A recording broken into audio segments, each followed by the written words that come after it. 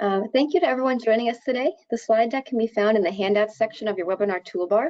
Please use the question section on the right-hand side to ask questions throughout the presentation. You can also use the chat section for anything you may need. We will be saving all questions for the end of the presentation. We understand that we may not be able to cover them all during that section, so we appreciate your patience. We will also be sharing the slides and the presentation video recording link following the live presentation. With that, I will hand it over to one of our speakers today, Marcy Taylor. Hi, everyone. Thanks for attending today. We're excited to have you here.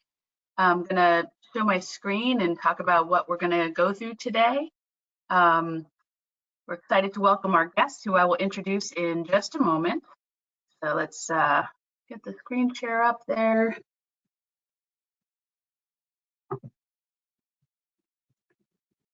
And hopefully everyone can see that. If you can't, please let us know in the chat.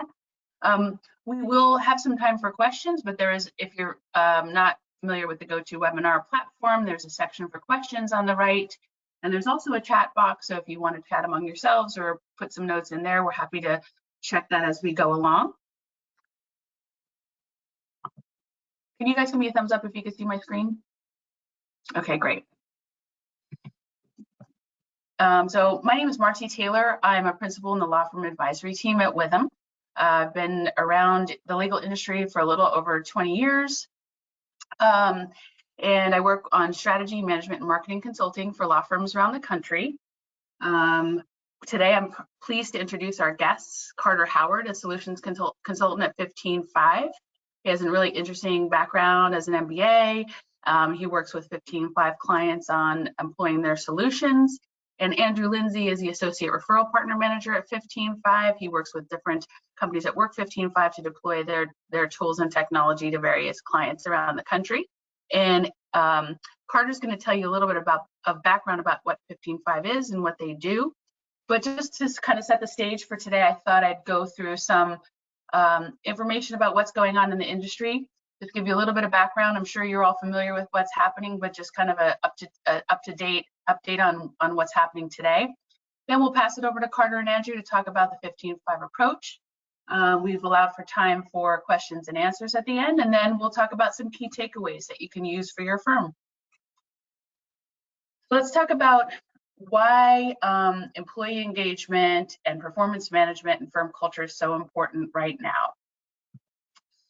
As you know, and as you may have experienced, attrition for lawyers and staff continues at record levels. We looked at a number of different data points in the industry to bring you the most up-to-date information.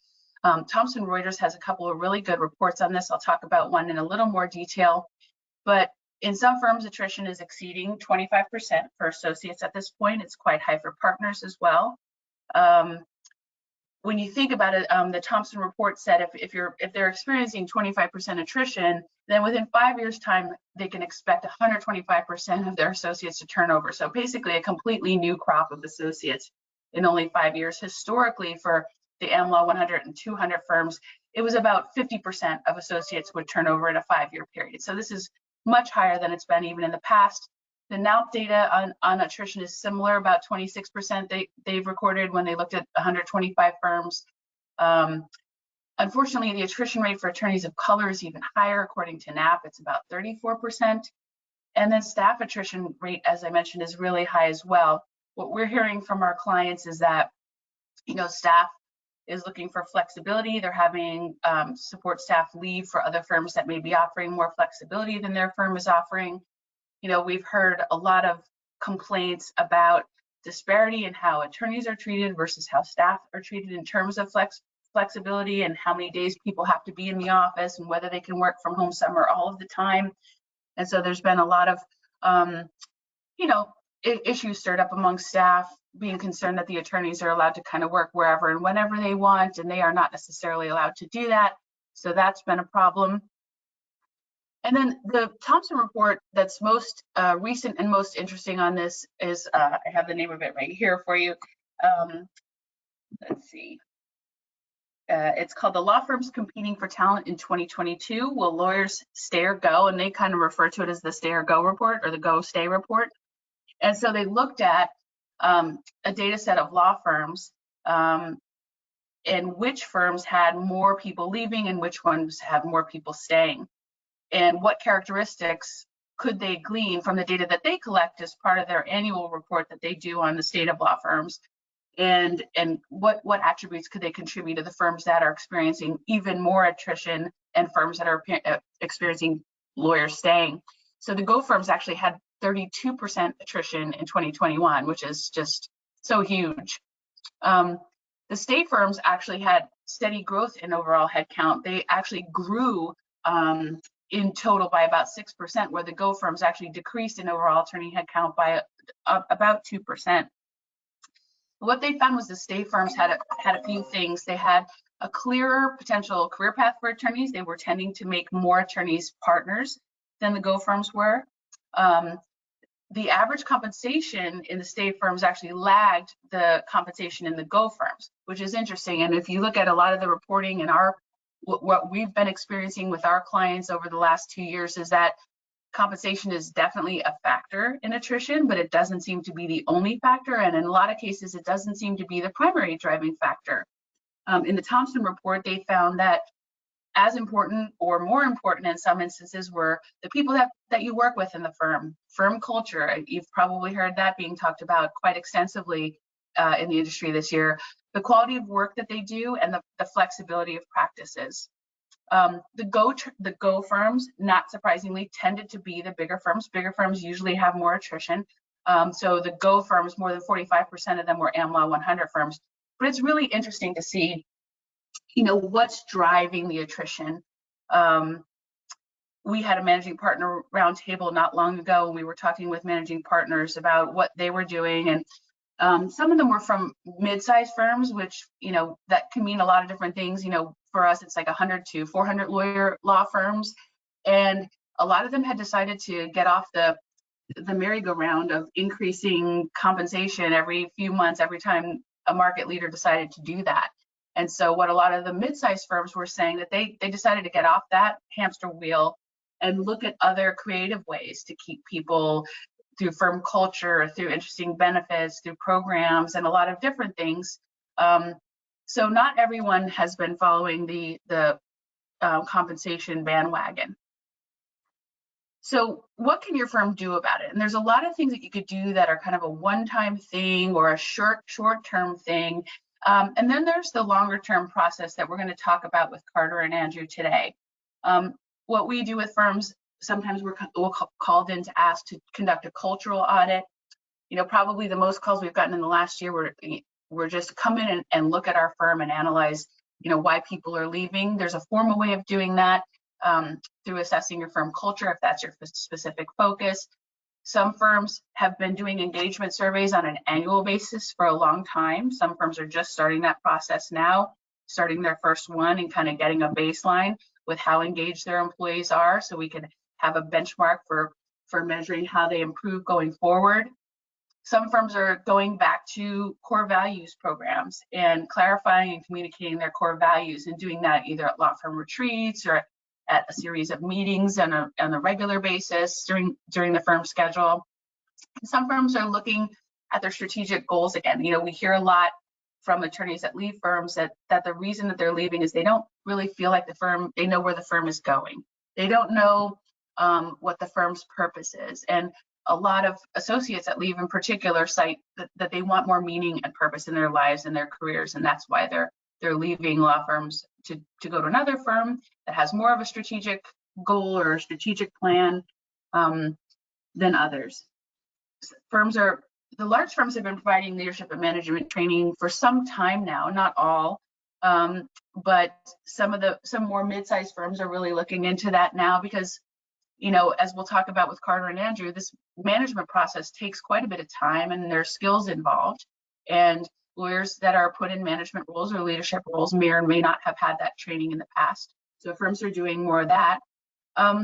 What we would like to propose today is to look at what 15.5 does and really use technology that's out there today to implement an ongoing process for communications and feedback and engagement and performance management and education, really, on an ongoing basis. So, I mean, performance management is not new in law firms. Law firms do performance evaluations and on an annual basis, but this is something different. So I think you'll find it quite interesting. So I'm going to stop sharing my screen right now and turn it over to Carter and Andrew from 15Five. And if we're so happy you're here today. If you want to start by telling us a little bit about the company, because maybe a lot of people aren't familiar with you, so that would be helpful. And I'll stop showing my screen, so hopefully you'll be able to, Carter. Yes, yeah, absolutely. Great. So let me go ahead and get our screen going. Perfect. Okay, there we go. Well, Marcy, thank you so much for that introduction and really enlightening look into what's going on with practices, whether that's around the US or even around the globe, what both attorneys and staff are having to deal with in a post-COVID remote first world. So what we want to do is really just start off and say, who is 15Five? Why are we here? How do we fit into this problem? So 15Five is a continuous performance management software provider. What that really means is all of the problems that Marcy talked about, we can't retain staff, right? We can't hire the right staff even, or the staff we hire has expectations that we don't understand or we can't meet. We don't know how to give and receive feedback and manage a lean team effectively, right? All of those problems 15Five exists to solve in one way or another. We've been in this space since about 2010, and we originally started as a manager effectiveness platform. And so kind of the common foundation I want us to start with is this. High performance starts with highly effective managers. What's interesting about what you shared, Marcy, is I see that data in every industry across the world. Everybody is looking at their organization for culture, for professional development, for flexible work arrangements. It's become no longer an asset, now it has become an expectation. I liken it to when rear view cameras became mandatory in the United States. Auto manufacturers that sold that as a competitive advantage lost their edge. And the manufacturers that hadn't caught up couldn't even sell in the marketplace. We're seeing the same thing with employment. Managers who do not have a way to be effective, do not have the tools to lead, it's not that they've lost their competitive edge, it's that we can't compete in the marketplace. And so when we talk about 15Five as a performance management solution, when we talk about these solutions in general, there's really three critical factors for success. And it all centers around a manager-employee driven system. Number one is relevance. How do we drive managers and employees to care about performance management? Number two is ease of use. How do we make a system and a process that is as simple as possible for everyone to adopt? I acknowledge that I'm speaking to some people that have human resources or people in their titles, but many of you did not enter this space with high hopes of being the best HR person in the world. You're having to wear two hats. You're having to be a doer and a leader. We need to make this process easy. And number three is education. What can we do to help managers and employees at scale with know-how and best practices? So to give you an idea of what life looks like with 15Five and what we actually solve, here's what we see. And we've all been here before. We've got a process where employees and managers are defensive. Nothing's getting done without nagging. Feedback is seen as punitive, and the process itself is just time wasted. And so 15Five as a software platform and as an educational partner really serves to get three outcomes from this. Number one, managers and employees self-seek to align their priorities with company goals. What this means is I, as an employee, am empowered and have a place to log performance and see how it connects to the bigger picture. That'll motivate me. Number 2, deliverables are jointly defined to drive company goals and create fulfilling work. This comes back to that expectation that employees do not want to just be told what to do. They want to be a part of what companies are doing. They want to be mission driven. That goes back into culture. And then number 3, employees feel recognized. Managers know how to motivate by giving recognition. So 15.5, I mentioned, has been in this industry for going on 12 years. We work with companies across any number of industries, including professional services. You can see a number of recognizable brands up here at the top. What I want to point out, though, is just how different some of these are. We've got American Red Cross in the bottom left. We've got HubSpot, which is a marketing automation platform, in the top left. And we've got the University of Texas A&M on the far right. So you can see that there's a broad diversity of organizations that leverage 15.5 for common problems. It's all the same no matter where you go. We're all facing these issues. And this is what we see from those customers. Really, at a big picture, is 78% of the managers that use our platform say they're better managers using 15.5. What that means, whether you're a team of 5 or 500 or even 5,000, better managers equals higher retention. Higher retention is going to be a lower cost on the balance sheet. It's also going to be higher productivity and top line revenue growth. So really what we should read this as is 78% of managers say that they were better able to obtain their company goals. Think about that. That's the competitive edge that we need to get to. Better managers. Carter, I was reading a study too that was talking about the benefits of improved employee engagement and performance feedback. And I think our audience would be particularly interested in learning that, 34% higher client satisfaction when you have better employee engagement, 43% increase in revenue on average. So your clients are happier, your revenue is going up. 57% were more likely to do work in excess of their job requirements, so going above and beyond. And then, of course, less turnover. So there's so many good things about doing engagement and performance management well. Sorry to interrupt. Absolutely. No, that's a great point. And it's a great segue into the specific problems that 15.5 tackles. I don't want us to walk away from here thinking like, oh, geez, attrition's through the roof and I can't hire anybody. All right, we know the problem, but that's like putting a blindfold on you in a house that's burning down and say, there's a fire, get out. You're going to run into a wall most likely. What we need to do is take the blindfold off and tell you what is the landscape, what are your options. So really there are 6 things that we primarily talk about here at 15.5. Number 1 is performance. How do I get employees to care about performance? 2, and Marcy, you referred to this as engagement. How do people find fulfillment? How do they get to be more productive people? 3 is retention. How do we stop this bleeding that's happening? And we see constant returns from our user base that retention goes up, churn goes down, engagement goes up through the use of 15.5 platforms. And then we can look at remote work. How do we get distributed teams to still come together? Feedback. How do I build a healthy culture of feedback that isn't overly critical? And then technology and process. I want to spend less time just doing all this stuff. This is what it looks like from 15.5 as a solution provider. And we're going to touch on each of these today so you can get a feel for what does this look like with all the buttons and widgets that it comes with. We've got an engagement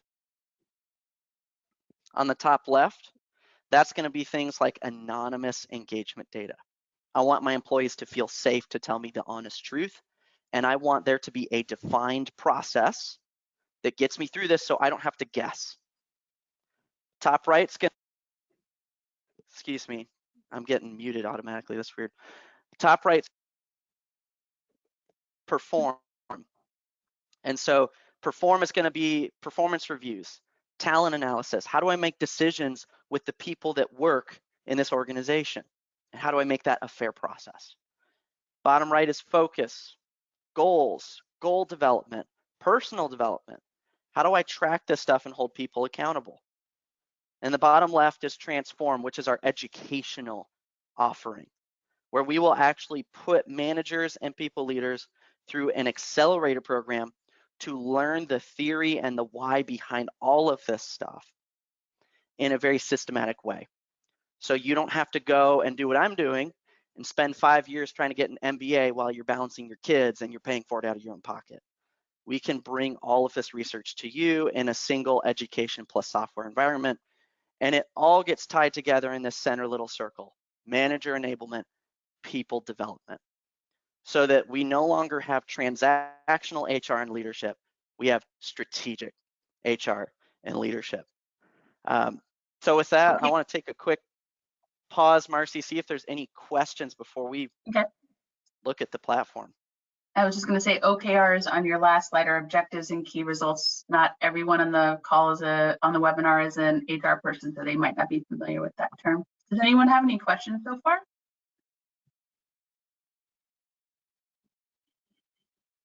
Okay.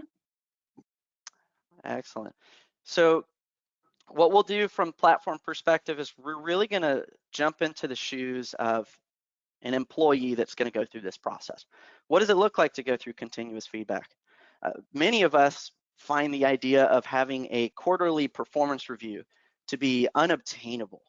And so I recognize there may be some skepticism around this idea of, like, you're really going to try and get my employees to talk to me or talk to their direct supervisor and share and receive feedback on a weekly or every other week basis?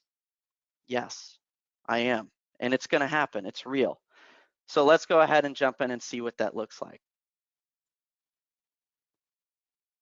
Okay. So what you are looking at in 15.5 lingo, we call a check-in. A check-in is going to be your employee's best friend. It is the glue that makes everything else we're going to look at stick together.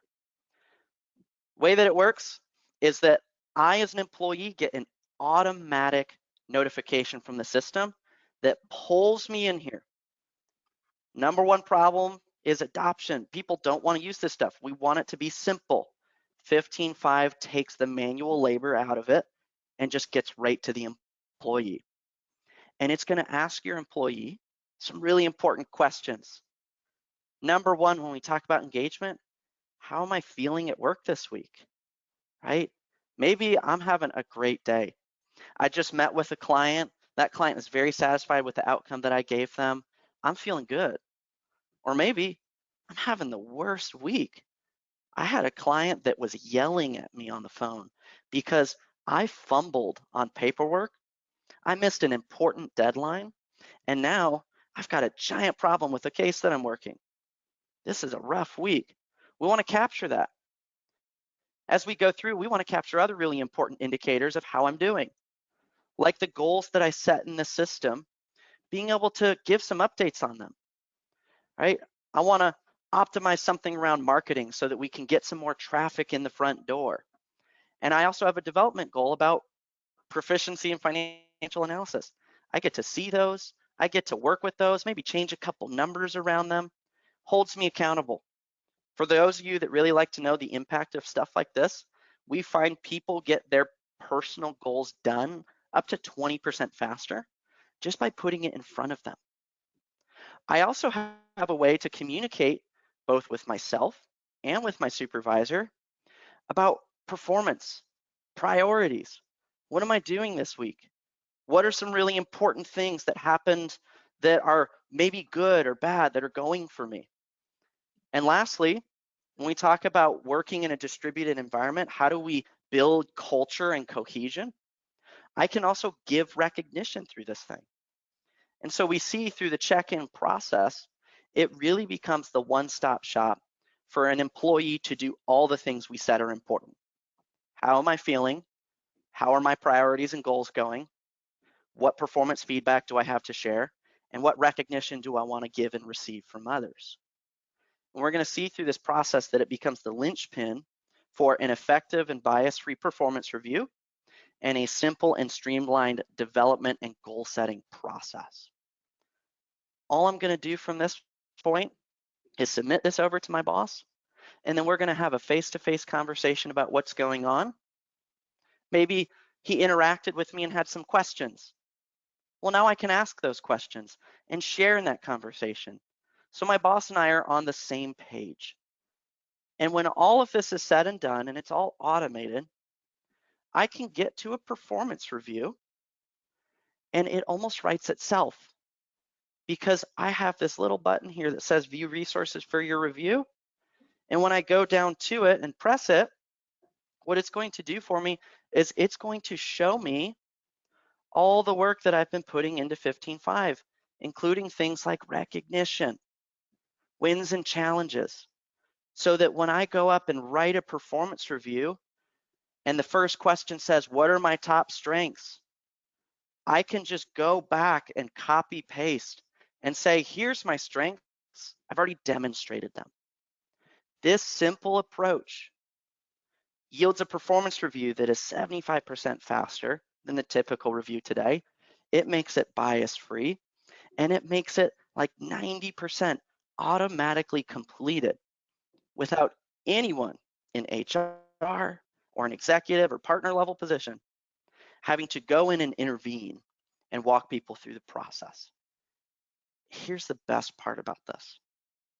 When I go through this and I'm done and I look at my results, the system is going to prompt me to put it back in my court, be the driver again, and create a career development goal that's going to put me right back into that whole loop. So I'm able to be accountable and have ownership over my performance. I'm able to communicate with my boss. I'm able to go through a streamlined review process that is employee-centric. And at the end, what I get out of it is an opportunity to keep pushing the boulder forward, so I feel in control. This level of agency is going to be critical to employees feeling like they have a commitment to the organization, something invested that they're proud of and that they have agency over, right? Now, one thing I want to pivot to, for those of you who may be in a position thinking, okay, this is great, but how do I go through and actually see this at scale? How do I look at the Janes of the world and understand from an organizational perspective, how's she doing? How are all the Janes doing, so to speak? And this brings us to our talent matrix. So we talked about making this an employee-centric process where I just make some simple motions as an employee and I get out of it feedback and development. Now, if I'm trying to manage an organization, I want to leverage this. And so I can use my performance management process to ask some really important questions and get those answers. Like I can map who's ready for a promotion today. And here they are. And this all comes out of the performance review. And I could even look at this against other things that are really important to me. Like who should I give the highest compensation increase to? And this allows us to, across the entire company, bring the Janes of the world in, give them a process that's focused on them, but still get a really rich insight into who do I promote? Where do I spend my really limited money? And who do I need to prioritize so that they don't go walk out the door like the other 40% of my staff that I'm expecting to walk out over a 6 or 12-month period? This gives us that insight. It gives us the ability to act. So, Marcy, how are we doing on questions so far? Anyone got a place that they'd like to pause and dig into? No questions in the box yet, but I have a couple. Yeah, absolutely. Okay. Yeah, let's jump in. Cool. I'm a big fan of Dan Coyle's work on culture, and I really think it's applicable. He has a book called The Culture Code that came out right before the pandemic that I think is even more relevant now. And one of the 3 key things that he says is that to have a positive culture is to build an atmosphere of safety. Law firms don't always feel like the safest place. You know, some law firms have really toxic cultures. Many don't, but still, even if they have, you know, collegial firm cultures, I think there's probably more of a hesitancy to put yourself out there than in other businesses. So from an employee perspective, do you ever find that people are afraid to express themselves in this platform? You know, state what their goals are, talk about being unfulfilled or not having appropriate communication or any of those things. Like, how do you create a safe environment? And what do employees do if it's a really driven environment where it may not always feel so safe? Yeah, that's a great question, Marcy. And that's a question that we hear very often. I like to tell organizations that there's a journey to this process.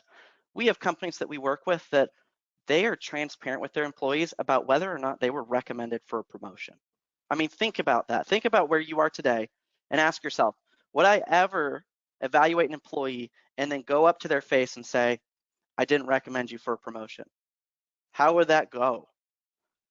Do you even feel equipped to give that answer? As a people leader, would your staff feel equipped to handle that information?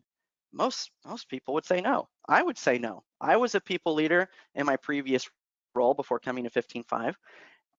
There was no way. I had a conversation with an employee where I had to tell her that we changed our performance management framework, and she was no longer a greatly exceeds expectations, she was just meets expectations.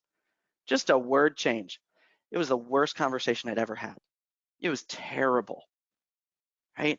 And so I wouldn't trust that employee to be honest with me because that employee doesn't trust me. Psychological safety is not there. The way that we solve that, and the places most organizations are going to start their journey, if this is the first time you're hearing about this stuff, is going to be in engagement data. And so this is where our engagement platform is really going to come into play. And so the way I like to answer that question, Marcy, is with our Engage platform. If none of you have ever done an engagement survey or employee surveys, anonymous surveys, if that language is foreign, basically what we're looking at here is I have a standard engagement assessment that is defined, it is research backed. I live 20 minutes from the University of Central Florida where I'm receiving my MBA and 20 minutes from Rollins College, premier national MBA institutions. I personally know of the researchers there who have validated what we are looking at. We have defined engagement. We have defined what we would call drivers of engagement. And I'll even point out one like psychological safety, where, Marcy, to your point, we can actually measure whether or not people feel safe to share themselves. You can see some of these statements. I'm not afraid to be myself at work, or I am afraid to express my opinions at work. There's a threatening environment here. And this is going to give us those insights fully anonymous that encourages employees to give us the real truth. What's going on here? Where are the problems in the organization so that we can act on it? Here's a really important caveat to that though, and I'll actually pull this down for a moment. We at 15.5 are really big believers in the fact that, and I said this earlier, many of the people who find themselves in leadership positions may have stumbled there by accident. You didn't go and study the academic research behind all this stuff. You don't have the smartest guy you know in your back pocket. You're just trying to figure it out. We get you, we've been there. Part of our engagement approach is we have a division here at 15.5 called our executive advisor team. And they will partner with you to go through your engagement data and help strategize what to do about it. So Marcy, what you talked about of, hey, employees aren't going to feel comfortable to answer a check-in, go through a performance review, right? They can't be bothered to enter their goals.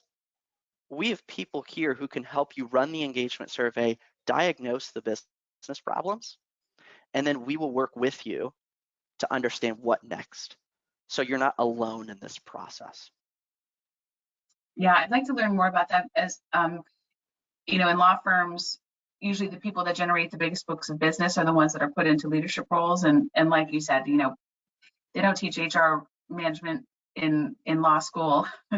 Some lawyers have MBAs, but very few. So, you know, this is new for a lot of people. Absolutely. I mean, that was my own experience as well.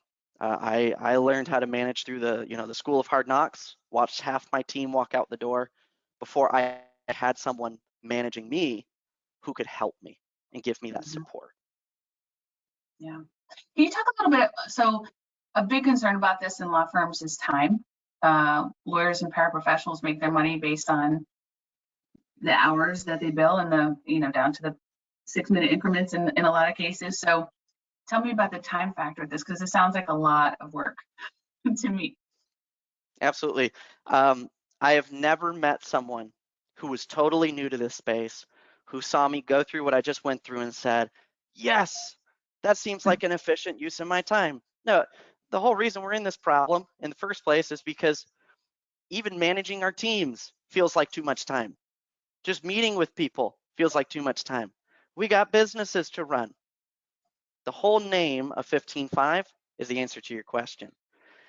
The check-in process takes no more than 15 minutes for an employee to fill out and a manager 5 minutes to review. The whole concept was invented by the CEO of Patagonia.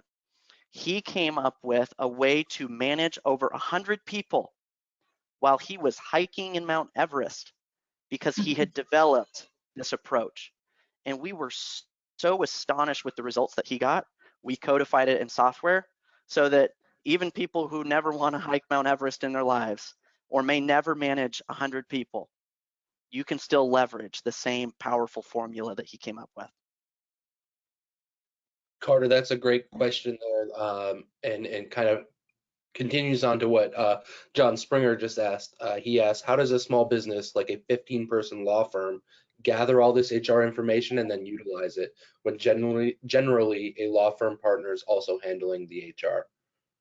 Yeah, that is a really good question. And we do see a lot of folks, especially in smaller practices, smaller businesses, where you've got to wear multiple hats. And so what I like to tell people is 15.5 runs the process so you don't have to. And we have quick insights, dashboards, and reports ready to go so that you can just use 15.5, get good data. Even the performance review example that I walked through, we have default templates that you can just rip and run, and the entire backend process works itself. All you have to know how to do is just how to click company results, scroll down to the report you like, put it on a big screen, sit there while you're sipping whatever you like to sip, look like you're really thinking through it, and just say, I already know what to do because 15.5 has figured it out for me. That's a great question. And I'll add to that, Carter, too. The real purpose behind 15.5 too is to take it off of one person and to put it onto the manager and the individual contributors most of the time to make sure that their communication is where it needs to be. And so that you kind of avoid these other pitfalls and things that become a time suck. And so having those more frequent conversations between the employee and the manager is what really helps to take care of that time and make sure those continuous conversations are happening. Yeah, that's a great point to add as well, Andrew. We have many folks who have come to work with 15.5 and for 15.5 who admittedly were a bit shocked to find that we primarily spend time with HR leaders and COOs and CFOs. One particular salesperson that I've worked with admitted he was a sales development manager at his prior company, and he was convinced that 15.5 was by managers for managers because it was so easy for him to use. It made him a far better manager. And he had no idea walking into this company that we had this big, engagement solution and goal setting and all this different stuff. He just thought, like, this is the manager effectiveness platform. That's what it is. We believe that every manager and employee that uses 15.5 gets the same reaction because that's how we built it. That was the approach we took. Yeah. Andrew, any other questions that have come in the chat? Not at this time, not yet. Okay. One thing that I do want to pivot to, I know that I think Marcy's having some connection issues. We'll give her an opportunity to hop back on. But while she's doing that, I would be remiss if we didn't elevate a little bit and think a little bit more on that managing the business challenge. You know, Andrew, you had read out that question of like, hey, you know, how does this work in terms of, you know, I don't have a lot of time, I'm wearing two hats. How do I manage the business but also be a good people leader? One thing that we actually didn't look at is how 15.5 also helps you manage organizational priorities through objectives. And so the way I like to preface this is, I know in that big circle slide, there was the acronym OKRs. You don't need to know what OKRs mean, but we all know what goals are. I want to obtain more clients. I want to hire more staff. I want to have better profitability by the end of the year. Those are the kind of metrics that if we can meet, we're in business. And if we don't meet, we're probably out of business. And we need to make sure that everybody is doing everything in their power to hit those goals. So what this looks like in 15.5, if we'll put on our organizational leader hats, is it looks like the ability to create a top level goal that's reflective of that, right? I've got recurring revenue growth as the top priority, and being able to visually and simply flow this down to other people in the organization without any effort. So I can see at a glance, what's my most important priority? Oh yeah, revenue growth. Well, what's Salome's most important priority? Oh yeah, quarterly bookings. Well, what's Victoria's most important priority? Oh yeah, she's working on an onboarding process so that we can get more bookings, so that we can hit our recurring revenue growth accelerator. And all these things work together and are connected so that at a glance I can look and say, is effort going where effort should be? Or are people doing things that are not going to keep this business alive in the marketplace? And the really powerful part about this view is that these goals all go back in the check-in. How do I keep people updating this stuff? It's the check-in. How do employees see this stuff? It's the check-in. How do I make sure this shows up in a performance review complete? Check-in. You don't have to run people around and get them to go in here and do this stuff. It's all tied together. It all makes sense so that you just focus on doing what you do best, helping clients get the right outcomes and running the business. We take care of the rest. That's great. Does anyone else have any questions?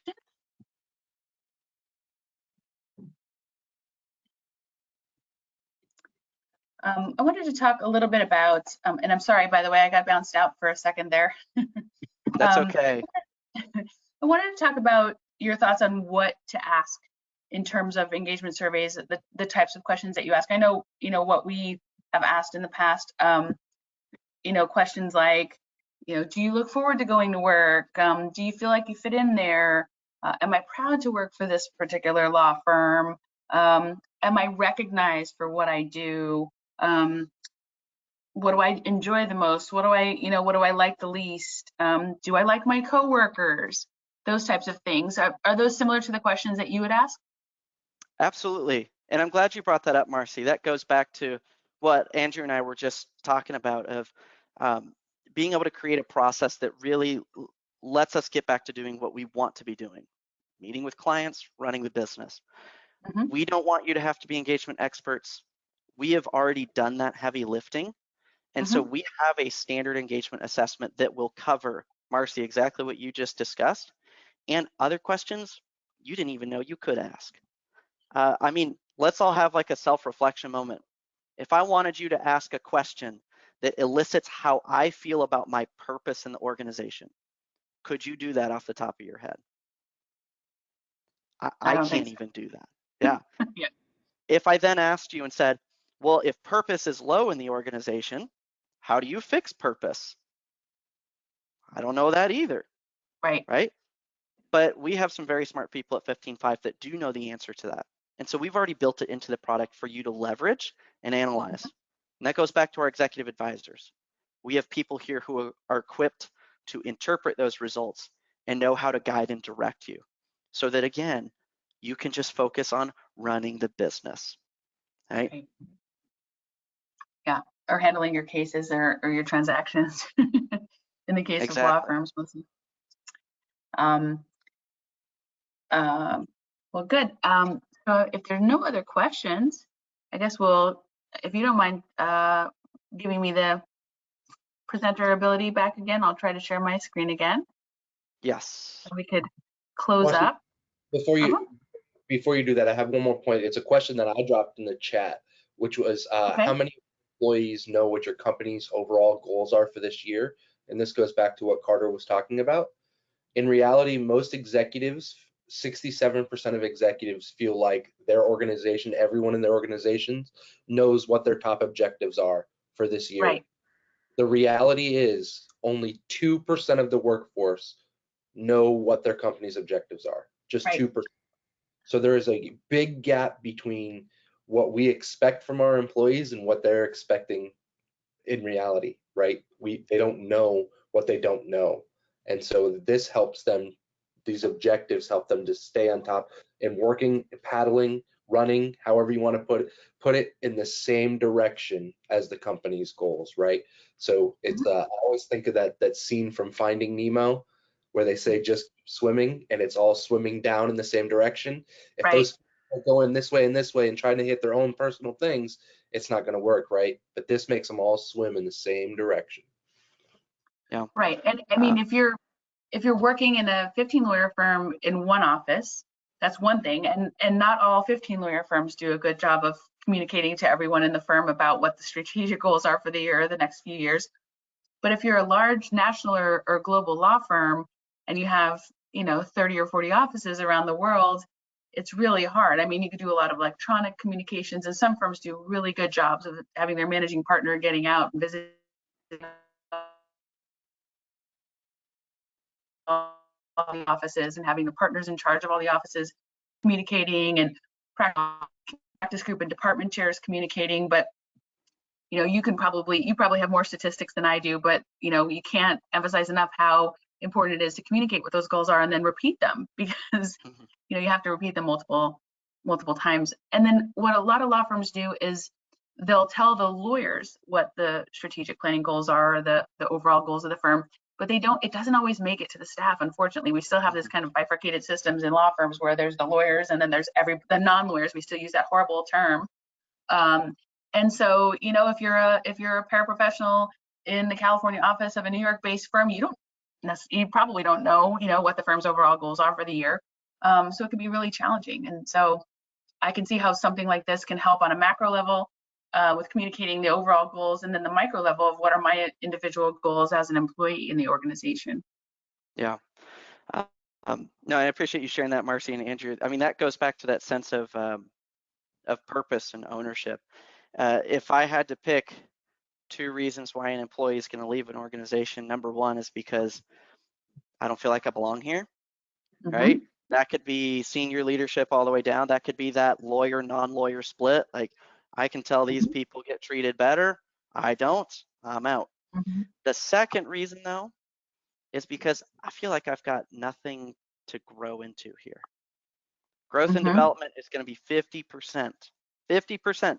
Universal to all organizations of why a staff or an attorney is going to stay with your practice.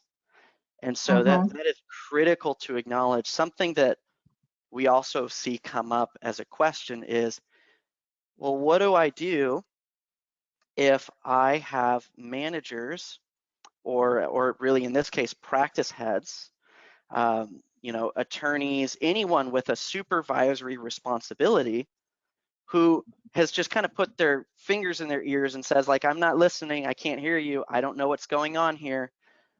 How do I get that person? And that is actually why 15.5 came up with the educational offerings that we have. We call it humans helping humans, the fourth leg of the stool, if you would.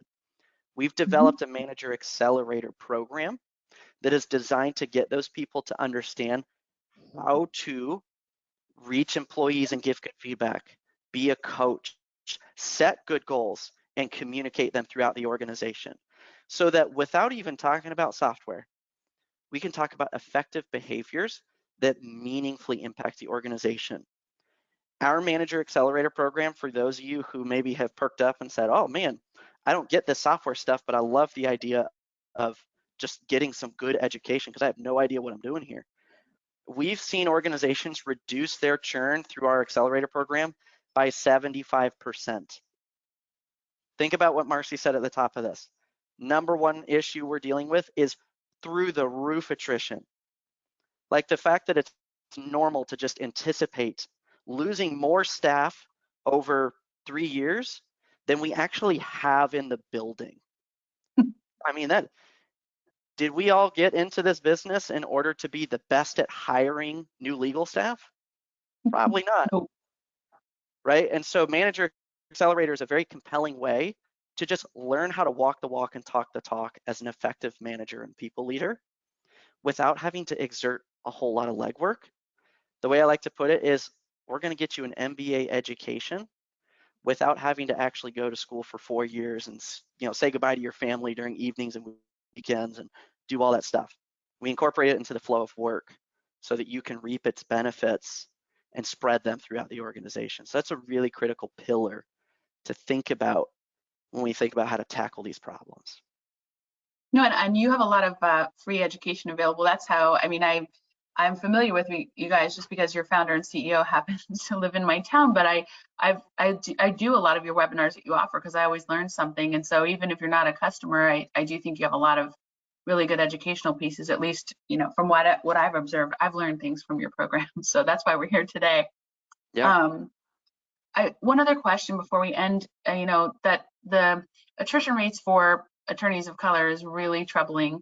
Do you have any information about benefits to how this increases inclusion and equity and the impact on creating a safe environment for people of all different diverse backgrounds?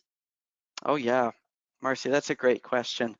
I would say there's 2 ways to think about this. Number one, when we think about employee engagement, we can look at that data across demographics.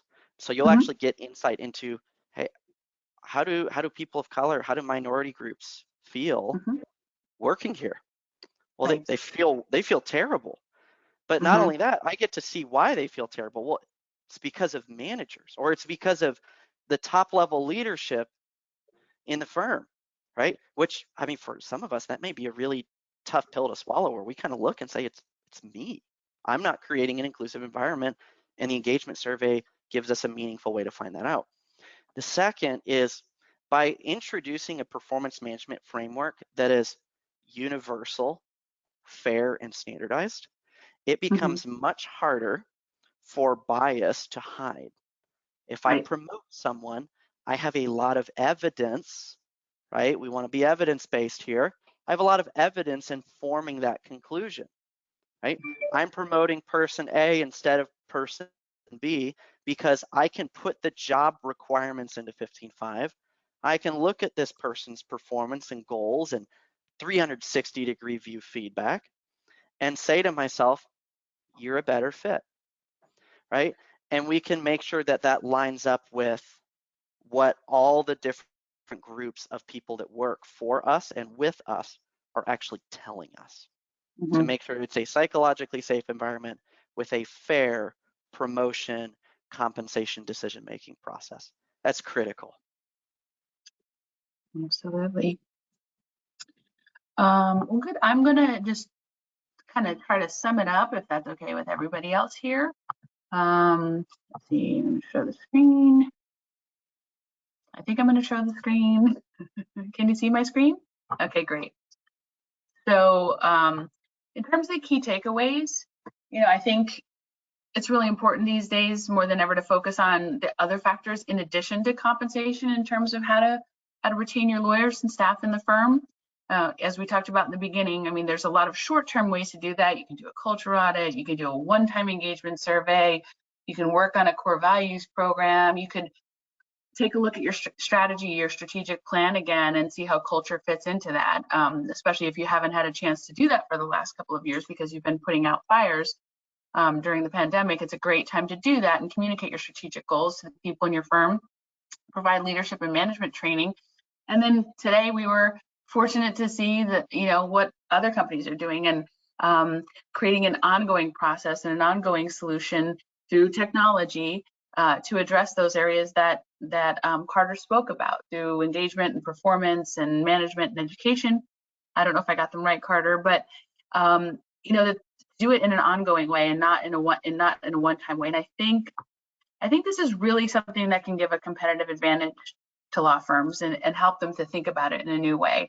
And I'm so excited to have been able to, you know, bring this and talk about it and see what people outside the industry are doing, because in the legal industry we kind of tend to be pretty isolated, and almost always the first question that I get when I'm working with a law firm about a particular issue is, what are other firms doing about this? Well, maybe other firms aren't doing this because they, you know, they're not aware that it exists yet. So I really appreciate you taking the time to speak with us today and, you know, tell us what's going on and what you're doing, and that you've been doing it for quite a while, even, you know, long before the pandemic. Do you have any closing comments that you'd like to share? I mean, I think the one thing, if we're going to walk away with anything stuck in our brains, it is that similar to the auto industry, backup cameras, there were people doing them for decades, right? Before they became an expectation. Right. We've been doing this for a long time, but now remote work, flexible options, transparency around pay and decision-making and performance, the ability to own my career, these aren't competitive edges anymore. These are expectations. Right. So we have to figure out how to respond to that change in the marketplace. 15.5 already has been doing it, and so we can help guide you through that process. Sounds good. Carter and Andrew, such a pleasure working with you on this. I really appreciate you joining us, and I'm sure our audience as well. And Alex is going to have some closing notes for us, but I would encourage the audience, if you have any questions, you have the handouts. It has Carter and Andrew's contact information. Please reach out to them. Please reach out to me. And if something comes up afterwards, just shoot us an email and let us know. We're happy to answer any questions that you have. Alex, I will turn it back to you. All right. Thank you, everyone. Thank you to our panelists today. And thank you, everyone, for joining us. We will be sending a follow-up email with our presentation and webinar recording. Please take a moment to fill out our post-webinar survey. Thanks again and have a great afternoon. Thanks, everyone. Bye. Thanks, everyone. Have a great day.